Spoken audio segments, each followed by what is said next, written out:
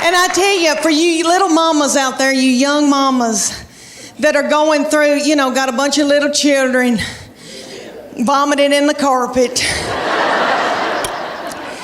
peeing in the closet. When you're trying to pee and they like slide ham under the door and say, "Can you open this, Mom?" I know what y'all want for Mother's Day. Y'all want an Ambien and a hotel room.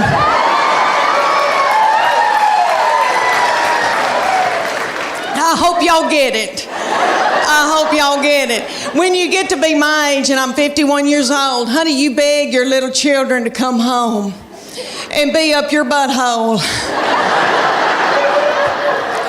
I beg them and try to hold money over their head. All right, but they're all home. I'm so thankful, so grateful. Okay, y'all, we got a big night ahead of us. Y'all are precious. I want to talk to y'all about, because I am 51 and going through hormonal changes.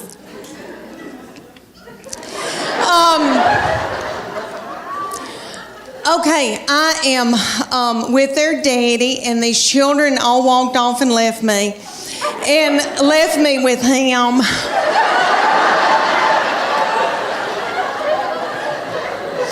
And he's so not fun. And he can't help it. He's that way because he has to make a living for all of us. And he's got a lot on us, and all the money's going out the window. And, because we got 2 in college, we just had 1 get married. But he and I are having to adjust being together for the first time in how many years, before we got married. And so he sends me emoji, kissy faces, and stuff like that. But I am low on progesterone and testosterone. He's low on testosterone, praise God. I've got too much estrogen, which evidently makes you hateful and bitter and angry. And so I sweat all night, just like I've done jazzercise in the bed all night. And I wake up, I've got sweat right here in the back of my head. My head just looks like fuzz in the back. And my husband, okay, so I put it on 67, and he says, I can see my breath, and that's a lie. But he's having to wear pajamas for the first time in our marriage, and we've got 2 beagle hounds that we're in love with because these children are gone.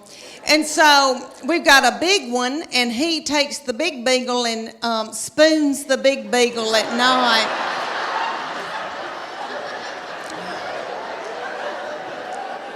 And I've got the little beagle, the little pocket beagle that we rescued, and she's got a nervous tick and eats our furniture and our fabric like a goat. But anyway, they sleep in the bed with us, and the bed is so nasty. Okay, so the little beagle, so he's spooning the big one. The little beagle backs her little butthole up to my head.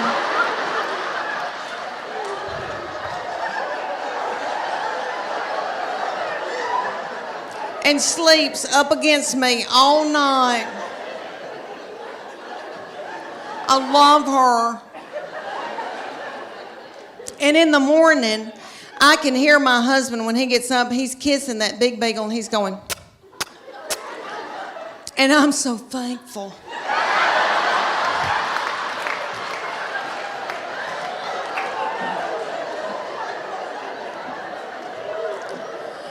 The only thing about having them in the bed, really, is I tried those eyelash extensions. I paid a lot of money for those, but beagle hair would end up in them, and itched real bad, so I had to let them fall out. But anyway, y'all know what I heard on today's show. Do y'all know who Donnie Deutsch is? That name's hard to say, Deutsch. The big idea, Donnie Deutsch, he's some big advertising guy that's done like Nike. I don't know what all he's done, but anyway, nice looking man. He was on the Today Show with Matt Lauer and all them. They were talking about Valentine's, and they said that men really don't care about Valentine's Day. That women, it's more for women, and that you need to buy your wife and girlfriend, nifty things on Valentine's Day. And they said, what do men want? And he said, men want a woman to do nasty, vulgar things to them.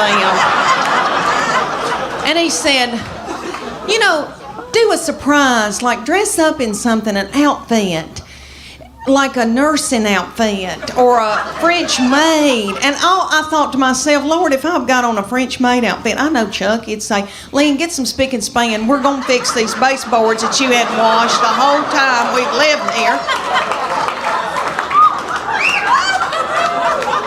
I'm going to dust them, and then I want you to go over them with spick and span. And then just after I had ruined my back, after a day of doing the baseboard, then he would come up to me and try to mount me, I guess is what people say.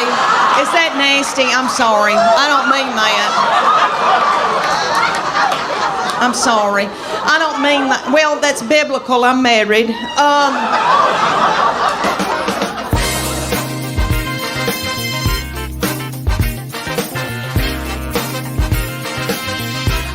I had 3 babies in 4.5 years. Woo, it's right. It hurt, my darling. I was pregnant and or breastfeeding for 6 straight years in the foothills of the Appalachian Mountains.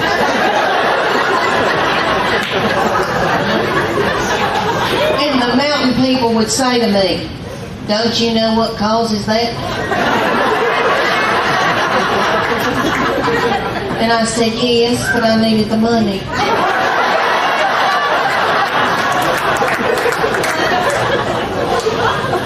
See, I was a stay-at-home mom. Money is power and power is money. I didn't have either one. So I had to prostitute myself to my husband for straight right shoes. You've had to too, my darling. Listen, honey, there is nothing to be ashamed of. A mama's got to do what a mama's got to do. How was your Christmas? Okay. Did you have to do something nasty for Santa Claus?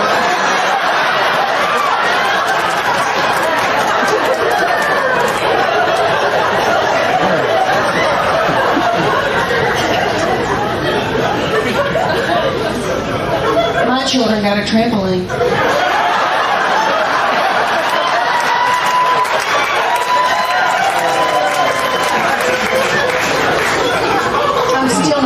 My darling. And it happened in a Dodge Ram in a mobile home lot in Greenville, Tennessee. My love language is words of affirmation. Okay, if you have not taken that test, go get you a book called The 5 Love Languages. My husband and I did it at the Methodist Church. When we were just married, we went on a retreat. And we did this. And they have one for your children and they have one for your spouse. So you read it, you take the test, and everybody has a prominent love language. There's 5 of them. And so you find out what your spouse's love language is. And they find out what your love language is, and you feed each other their love language. And then when you do, their love tank feels full. And if they feed you yours, your love tank feels full. If you don't feed them their love language, they go to work. And they're at the water fountain. And some whore comes up.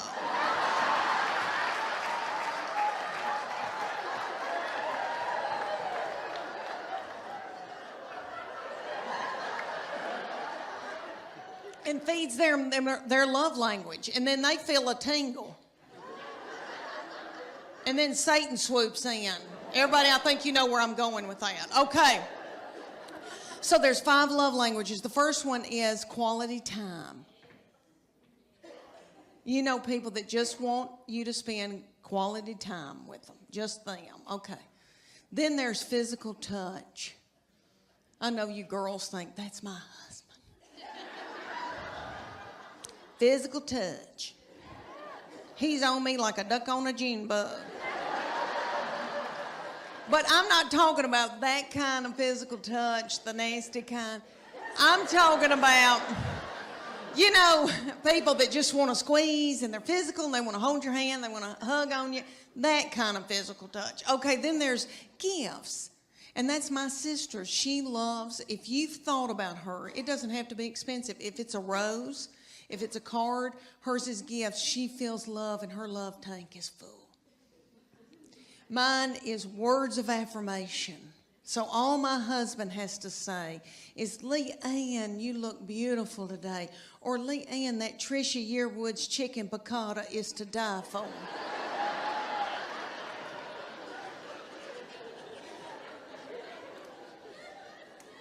And then I'm willing to do something vulgar with him.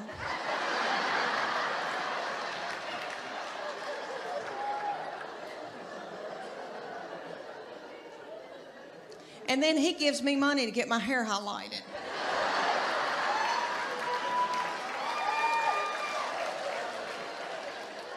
You see how that works? That's really biblical. Okay, and then the 5th one is acts of service. So that's my husband's. So I have to, honest to goodness, I have to go in the garage and build a set of shelves for him to feel love. And my boy was 9 years old, and we joined Pop Warner football. And y'all take football just as serious as we do in Tennessee. And that little Pop Warner team scared me to death. They meant it, and it was serious, and it was 130 degrees. And the man who was the coach, head coach, his boy was the quarterback, 9 years old, and he was talented. You could tell this child had it. And they worked that little thing like a mule.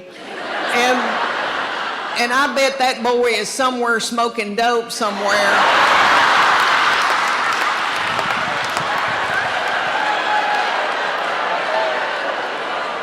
And my boy was over there, you know,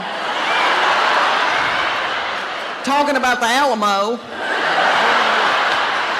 and could have cared less. And my husband played football, and he was like, get out there, and everybody was vomiting because it was hot and all that.